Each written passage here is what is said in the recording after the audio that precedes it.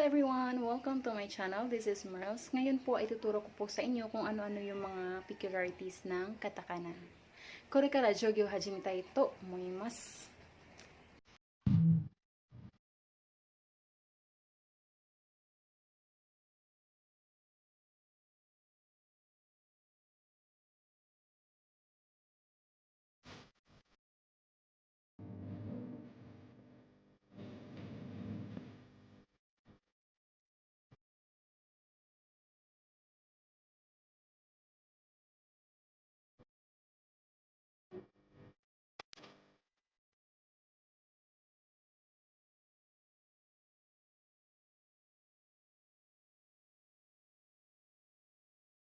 What is katakana?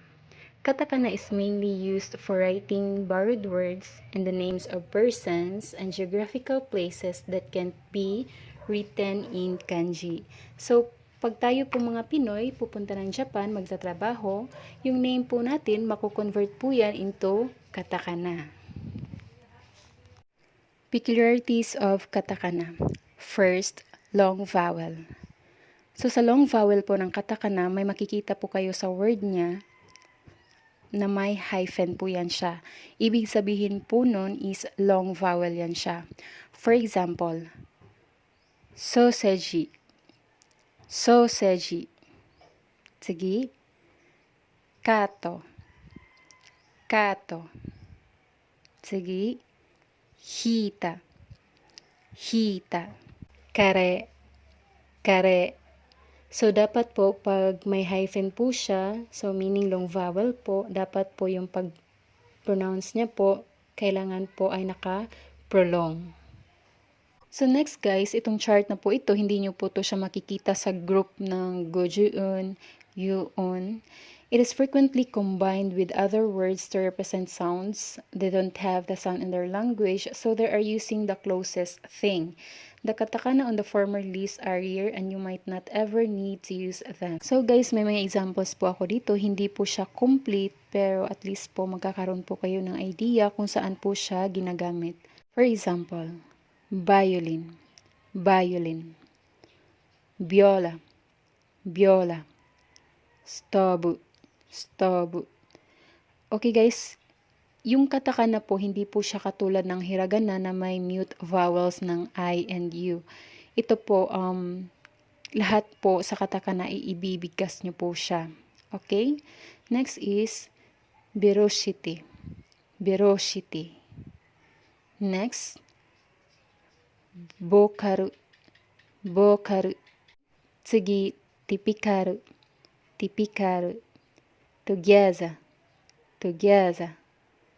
Disney character. Disney character. Cheese. Cheese. Fiber. Fiber. Fiction. Fiction. Fiare. Fiare. Foot. Foot. Next. Wales. Wales. Way. Way. One. One. Ito siya guys, baka po maguluhan po kayo. Ito po ay o. Ito naman po ay wo. Okay po? So, ito pong nasa goju-un po na chart, ang pag-pronounce po niyan ay o. Next is share. Share. Gender. Gender.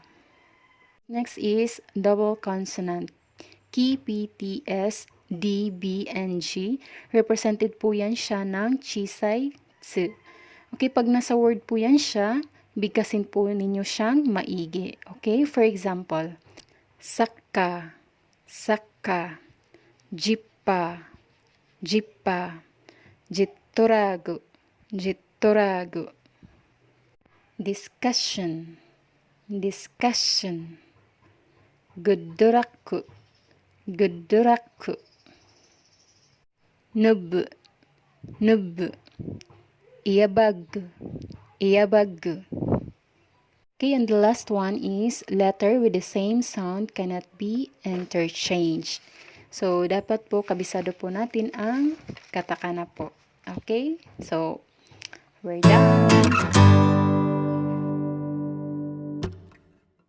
Hey everyone, that's it for today. Thank you for watching. I hope everyone is safe and well. I'll see you in my next video. Please don't forget to subscribe my channel. Bye bye.